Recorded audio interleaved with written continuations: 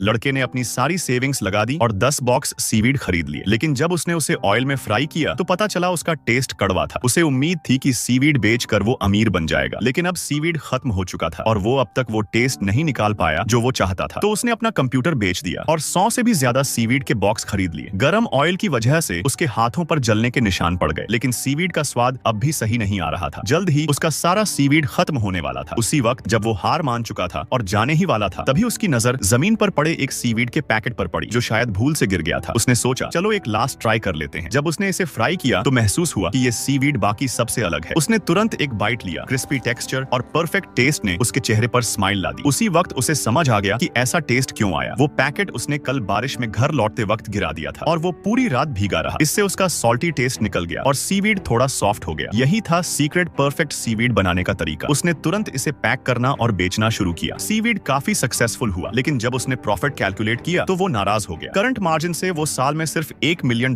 कमा सकता था, लेकिन उसके पापा बैंकरप्ट हो चुके थे और उन पर $40 मिलियन का कर्ज था। उसे और बेहतर तरीका ढूंढना था पैसे कमाने का। एक दिन उसने देखा कि उसके घर के पास वाली गली में 3 कन्वीनियंस स्टोर्स हैं। अगर वो उन स्टोर्स में सीवीड बेच सके तो ज्यादा पैसे कमा सकता है। अगले दिन वो एक बड़ी कन्वीनियंस स्टोर चेन के हेड ऑफिस पहुंचा मार्केट मैनेजर से मिलने, लेकिन मैनेजर ने उसका सैंपल ट्राई तक नहीं किया। उसने कहा पैकेजिंग बहुत बड़ी है, प्राइस ज्यादा है और ये स्टोर के स्टैंडर्ड्स पर खरा नहीं उतरता। लड़के ने कुछ नहीं कहा और वहां से चला गया। उसने एक डिजाइन कंपनी हायर की और पैकेजिंग को फिर से डिजाइन करवाया। वो नए पैक के साथ फिर से हेड ऑफिस पहुंचा, लेकिन रिसेप्शनिस्ट ने कहा मैनेजर मीटिंग में है। वो पूरे दिन वेट करता रहा, लेकिन बाद में उसे समझ आया कि मैनेजर उसे अवॉइड कर रहा है। थका हार कर वो बाहर निकल गया। रास्ते में उसने सीवीड का एक पैकेट एलिवेटर ऑपरेटर को दे दिया। तभी एक शॉपर लिफ्ट में चढ़ा और नई पैकेजिंग देखकर क्यूरियोसिटी में कुछ पैक उठा लिए। ऑफिस लौटते वक्त उसने एक पैकेट खोला और खाना शुरू किया। टेस्ट इतना अच्छा था कि वो अपनी उंगलियां तक चाट गया। फिर उसने अपने कॉलीग्स को भी टेस्ट कराया, यहाँ तक कि मैनेजर को भी। यहीं से लड़के को कंपनी की तरफ से कॉल आया। मैनेजर ने डिसाइड किया कि उसका सीवीड अब उनके कन्वीनियंस स्टोर्स में बेचा जाएगा, लेकिन एक कंडीशन थी, फैक्ट्री की हाइजीन स्टैंडर्ड्स पूरी होनी चाहिए। यही बड़ी प्रॉब्लम थी, क्योंकि उसके पास कोई फैक्ट्री ही नहीं थी। तो उसने अपनी कार बेच दी, सिटी के बाहर एक पुरानी वर्कशॉप रेंट पर ली और उसे जल्दी से रेनोवेट किया। वर्कर्स भी हायर किए, लेकिन जब इंस्पेक्शन हुआ तो मैनेजर ने देखा कि वर्कशॉप में ठीक से लाइटिंग नहीं थी, ड्रेनेज खुला पड़ा था और वर्कर्स ने ग्लव्स तक नहीं पहने थे। मैनेजर ने उसे 3 दिन दिए सारी प्रॉब्लम्स फिक्स करने के लिए। लड़के ने सारे सजेशंस मान लिए और दिन रात मेहनत करके एक एक चीज सही की। आखिरकार इंस्पेक्शन रिपोर्ट आई। धूप में खड़े होकर उसने जोश के साथ रिपोर्ट पढ़ी और उसमें लिखा था उसने पास कर लिया है। 2 हफ्ते बाद उसने स्नैक कंपनी के साथ कॉन्ट्रैक्ट साइन कर लिया। 2 साल में उसने अपने पापा का पूरा कर्ज चुका दिया और कुछ सालों बाद उसके सीवीड बिजनेस की सेल्स $15 बिलियन तक पहुंच गई। अब तो उसके पास खुद का सीवीड